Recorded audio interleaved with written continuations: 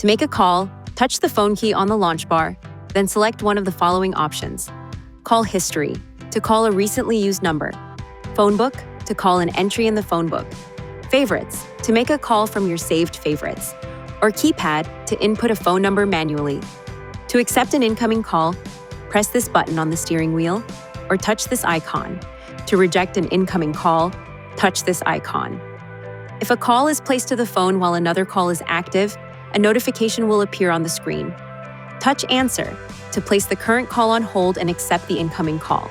Touch Decline to reject the incoming call. When two calls are active, touch Switch Call to switch between the two calls. While a call is in progress, you can touch the Use Handset key to switch the phone call to the handset for privacy.